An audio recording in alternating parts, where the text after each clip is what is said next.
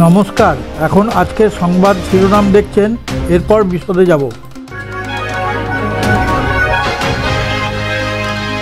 মহারাষ্ট্রে 19-11-9 ফর্মুলাতেই মন্ত্রিত্ব বণ্টন মহাজোটের।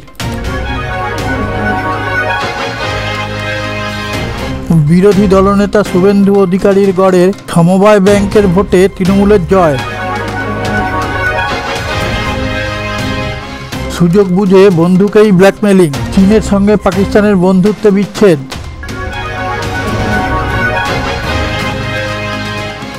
সাইকেলে চেপে শনিবার স্কুলে যাচ্ছিল কিশোরী, তার গলা কেটে খুন করে এক যুবক।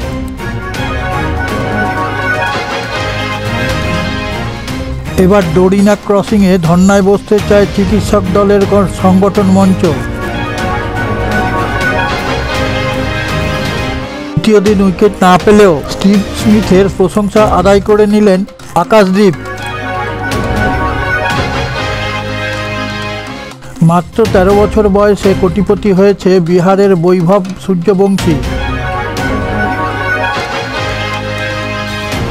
সংবাদের মূল পর্বে যাওয়ার আগে আপনার কাছে একটি বিশেষ অনুরোধ। আপনি আমাদের চ্যানেলটিকে সাবস্ক্রাইব করে পাশে থাকা নোটিফিকেশন বেলটি ছুঁয়ে লাইক দিয়ে শেয়ার করে দিন, তাহলে আমরা বিশ্বের বিভিন্ন প্রান্ত থেকে খবর সংগ্রহ করে আপনাদের কাছে তুলে ধরার অনুপ্রেরণা পাব।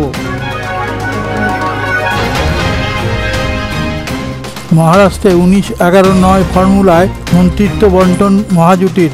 কার হাতে কোন দপ্তর, এখন নজর এবার সেই দিকেই। মন্ত্রী হিসাবে শপথ নিলেন শাসক জোটের 39 জন বিধায়ক। এই 39 জনের মধ্যে 19 জনই বিজেপি বিধায়ক। বিরোধী দলনেতা শুভেন্দু অধিকারীর গড়ে ধরাশায়ী বিজেপি। কাঁথি সমবায় ব্যাংকের ভোটে জয় জয়কার তৃণমূল প্রার্থীদের।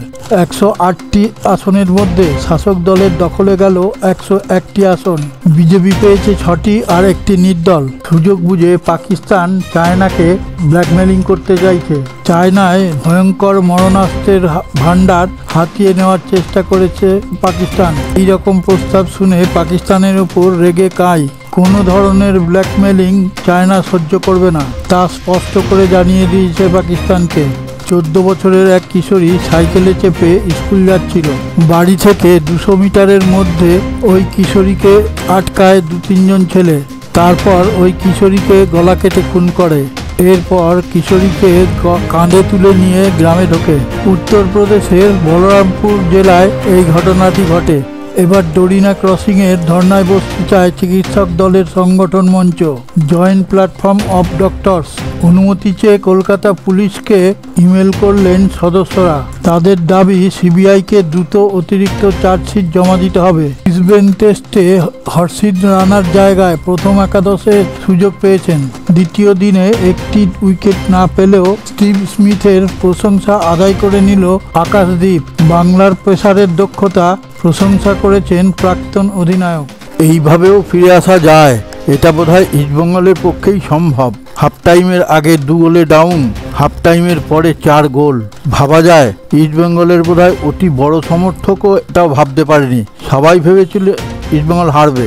আপনারা কোন জায়গা থেকে দেখছেন সেটা যদি কমেন্টে জানিয়ে দেন, তাহলে আমরা আপ্লুত হব।